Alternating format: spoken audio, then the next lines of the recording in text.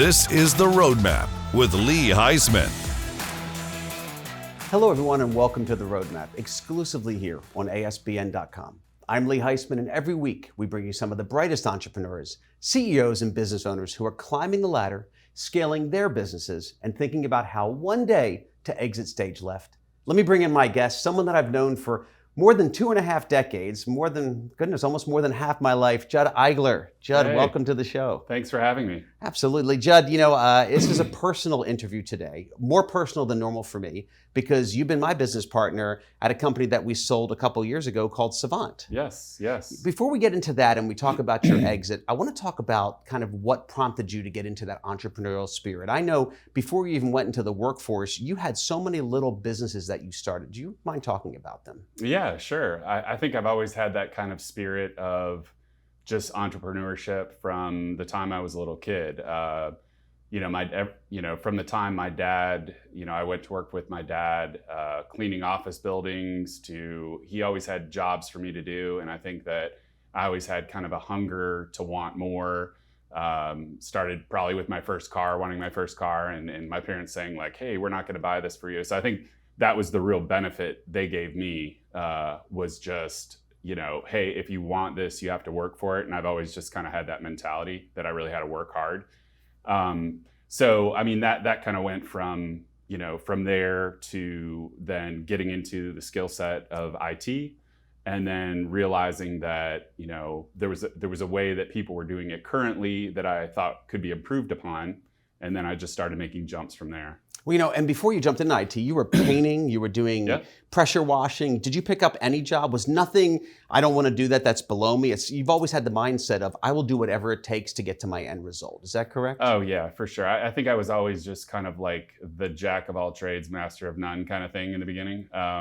So yeah, I would pretty much do anything from pressure washing, painting, remodeling. I had all those skills from working with my dad, So what prompted you? You got a degree, right? You actually went through the educational system for IT, got a degree in that, and you were working your normal 9-to-5 job. And at some juncture, I remember we got together and you said there's a better way to do this MSP, managed service provider work. Is that correct? Yeah, that is absolutely correct. I just saw that there was a lot of areas that could be improved as far as the relationship between the client and the tech on site.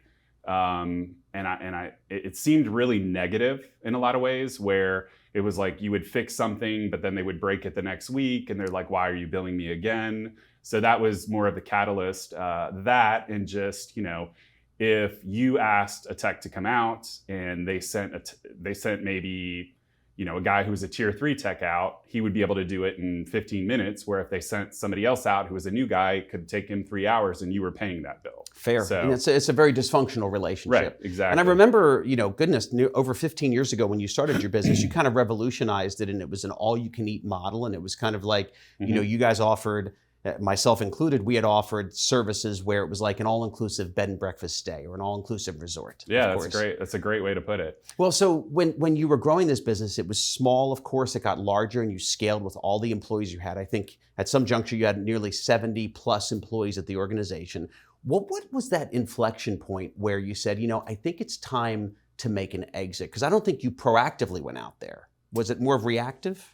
Yeah, it was more reactive. We started to have private equity companies that were coming in and looking at us. I think we were really appealing for how we set everything up, and obviously profitable. So there were multiple firms that came in and looked at us and kind of courted us. And then we finally decided on one who we felt like was a good financial decision, and at the same time protected our employees. We didn't want somebody that just came in and gutted the company. So they've lived up to their word. So, you had a unique situation. You had exited this business nearly 3 years ago. And with you in private equity, you said, let's not make an announcement. Let's make sure that this private equity firm lives up their end of the bargain, right? Private equity has sometimes a bad reputation in this space where they gut a company. But the one that you chose, Evergreen, right.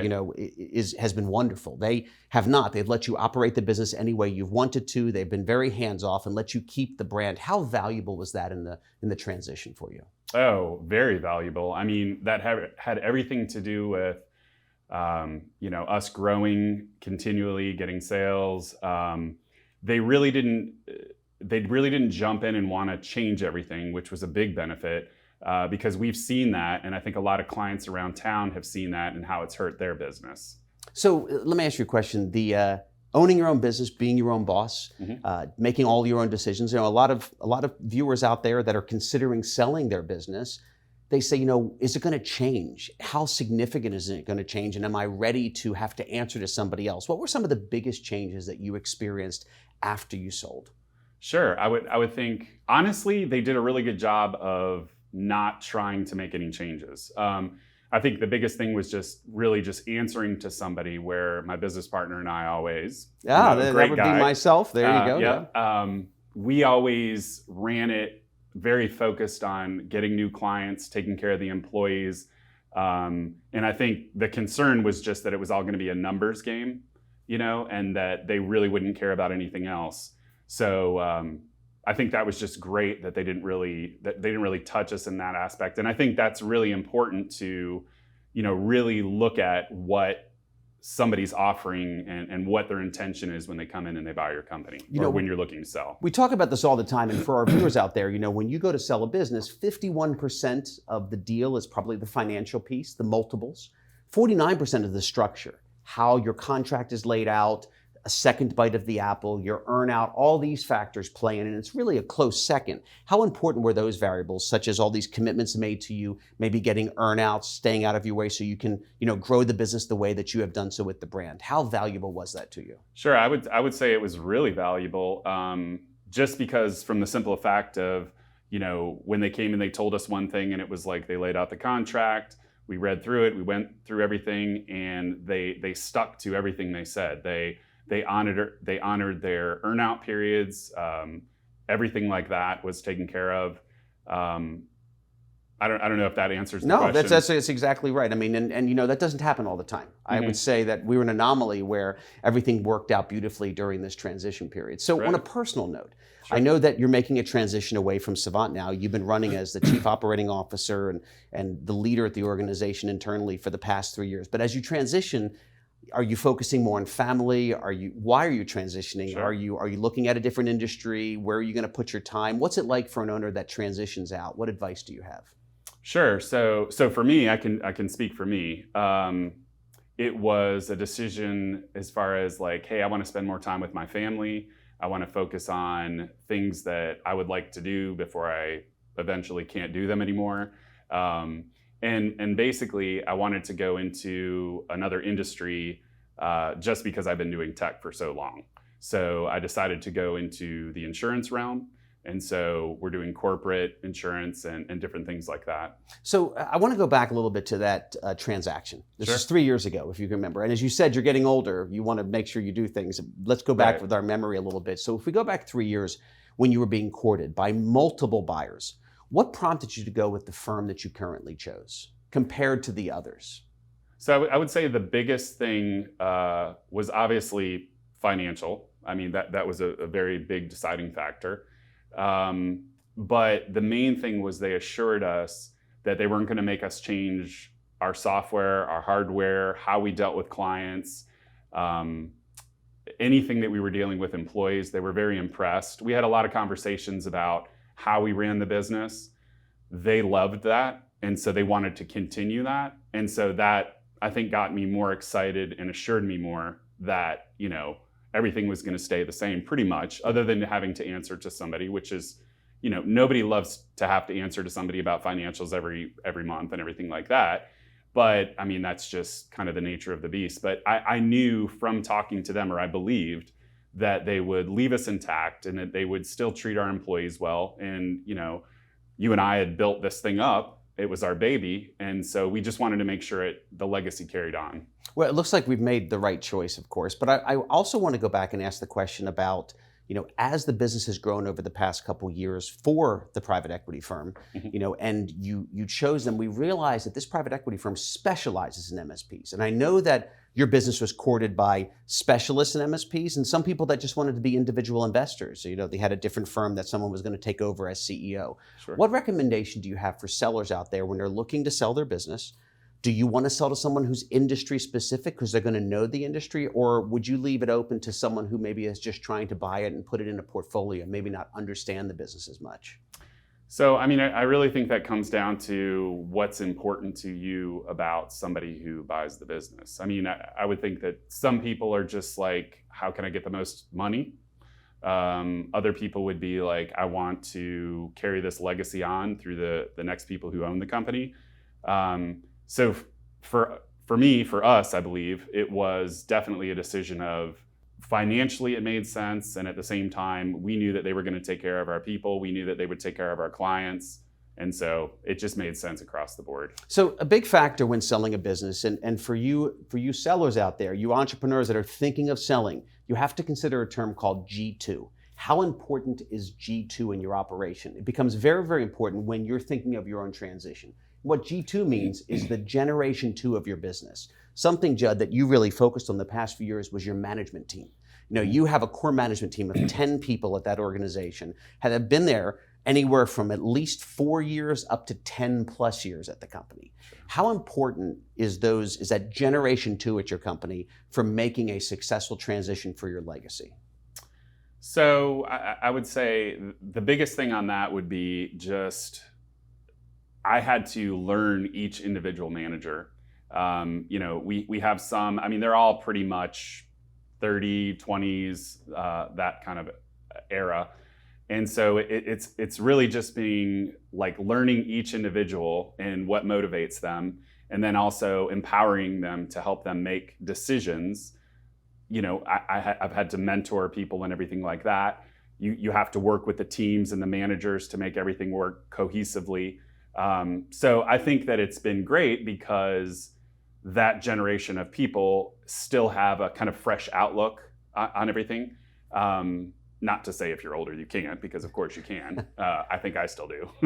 But you know, I think that they were really, I don't know if the word is malleable or teachable, and so we all kind of grew together in this. And then I think it's just really important to focus on the people and that you really care about them and you want this to grow and you want them to grow with it. That's true, and you've done that and you've incentivized them, and I know you put them on a pedestal with the private equity firm. So one final question, because I know I'm going through it as well as you and I are exiting the organization. You know, what's it like and what does it feel like interviewing your replacements? I know over the past few weeks, you and I have spent some time interviewing your replacement directly, and we're going to be interviewing my replacement in the organization. Yeah. What is that like interviewing your replacements? You've never done that before. I would say it was a little bit awkward at first, just because I think I had such high hopes of who would replace me, which turned out to be all fulfilled by the replacement that I've been interviewing. So I think that was just my biggest concern, was that if somebody was going to take this over, were they really going to care to do the job that I did after I left, and or my business partner does after we both exit? You know, just, is this somebody that really has the energy and the capacity to take this on? And is this a long-term thing for them, or are they just looking to job hop and that kind of thing? So it's been a little daunting. I'm not going to lie about that, but I think overall it's really worked out really well. Well, you know, it's a tip of the cap to Evergreen, the private equity firm, because they're letting you and I get highly involved in the process. You know, sometimes private equity will go out and they will just make their replacements and not have a feel, but we've had such a good relationship with them. They've had us actively involved in not only helping our generation 2 grow in the company, but also getting us our replacements and being involved in that process.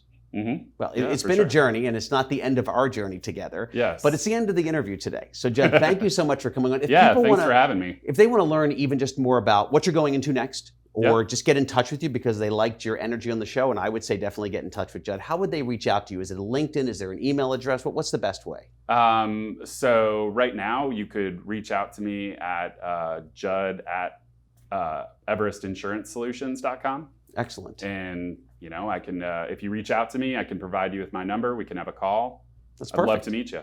Well, if you're out there, you should go reach out to Judd, because I've been with Judd for what feels like a lifetime, almost 25 years, but 15 years as our partner or plus, and I've enjoyed every moment of it. Thank you so much for coming on the show. Yeah, I've enjoyed every moment. Ladies and gentlemen, thank you so much for joining us today. I hope this show was insightful for you. It is always insightful for me when I spend time with Judd. We hope to see you again next week for another episode of The Roadmap. Thanks for watching The Roadmap with Lee Heisman.